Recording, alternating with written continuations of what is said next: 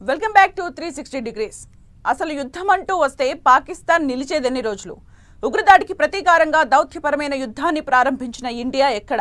చేసిన పాపం బయటపడేసరికి తాను చర్యలకు దిగిన పాకిస్తాన్ ఎక్కడ?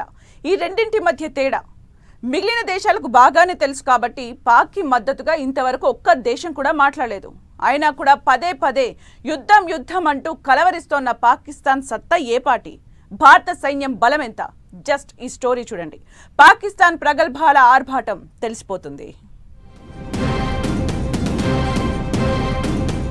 మా దగ్గర అణ్వాయుధాలున్నాయి తెలుసా? పాక్ మాజీ లెఫ్టినెంట్ జనరల్ ఉడత ఊపు ఇది. మరి మా దగ్గరున్నదేమైనా దీపావళి బాంబులా? ఇది మన నెటిజన్ల చమత్కారం. పెహల్గాం దాడికి ముందే కాదు, అంతకి ముందు నుంచి పాకిస్తాన్ ప్రగల్భాలకు తక్కువేం ఉండదు. శత్రువులు కూడా జాలిపడే స్థితిలో ఉన్న పాకిస్తాన్ ఏకంగా అణ్వాయుధాల ప్రస్తావన తీసుకురావడం విచిత్రంగా ఉంది. పాకిస్తాన్ ఆర్మీలో మాజీ lieutenant general Khalid Ahmed no first use అనే డీల్పై కూడా మాట్లాడారు. నో ఫస్ట్ యూజ్ అంటే ఏ రెండు దేశాల మధ్యైనా ముందు అణ్వాయుధం ఎవరు వాడాలనే ఒప్పందమది. పాకిస్తాన్కి ఈ ఒప్పందం లేదు కాబట్టి అణుబాంబు ప్రయోగిస్తుందనే ఉడత బెదిరింపులకు దిగారాయన. ప్రస్తుతం ఎలాంటి పరిస్థితి ఉందో తెలుసుకోకుండా ఇలాంటి బెదిరింపులకు దిగడం హాస్యం పుట్టిస్తుంది. అసలు యుద్ధమంటూ వస్తే పాకిస్తాన్ ఎన్ని రోజులు నిలబడగలదో గూగుల్ని అడిగినా చెప్పేస్తుంది.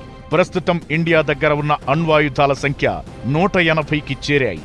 పాక్ దగ్గర అణ్వాయుధాల సంఖ్య 170 అయినా కూడా ఇక్కడ ఆయుధం కాదు, ఆత్మబలం ఎక్కువ ఎవరికనేది కూడా పే చేస్తుంది. భారత సైన్యంలో 14,55,550 మంది సైనికులున్నారు. రిజర్వ్ సైనికుల సంఖ్య 11,55,000. కాగా పాకిస్తాన్లో 6,54,000 మంది మాత్రమే సైనికులున్నారు. మరో 5,50,000 మంది రిజర్వ్ సైనికులు పనిచేస్తున్నారు. పారామిలిటరీ దళాలను చూస్తే ఇండియాకి 25,27,000 మంది సైనికులు ఉండగా పాకిస్తాన్ వద్ద 5 లక్షల మంది పారామిలిటరీ దళాలు. మరి ఈ సంఖ్య చాలదా భూతల యుద్ధంలో పాకిస్తాన్ పిక్కబలం ప్రదర్శించడానికి? యుద్ధ ట్యాంకర్లను చూస్తే మన దగ్గర 4,201 యుద్ధ ట్యాంకులు ఉన్నాయి. పాకిస్తాన్ దగ్గర ఉన్నది 2,627 మాత్రమే.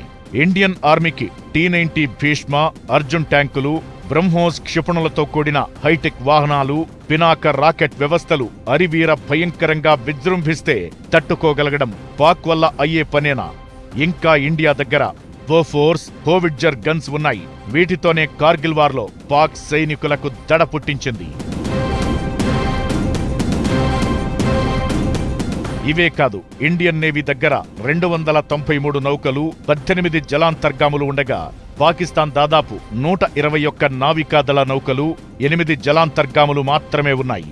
భారత నావికాదళంలో మొత్తం 1,42,252 మంది సోల్జర్స్ ఉన్నారు. ఇండియన్ ఎయిర్ ఫోర్స్ 513 జెట్లతో సహా 2,229 విమానాలు ఉన్నాయి. పాకిస్తాన్ దగ్గర మొత్తం 1,399 విమానాలు ఉండగా వాటిలో 328 మాత్రమే యుద్ధ విమానాలు. భారత్ వద్ద 80 అటాకింగ్ హెలికాప్టర్లు ఉండగా పాకిస్తాన్ కేవలం 57 మాత్రమే కలిగి ఉంది.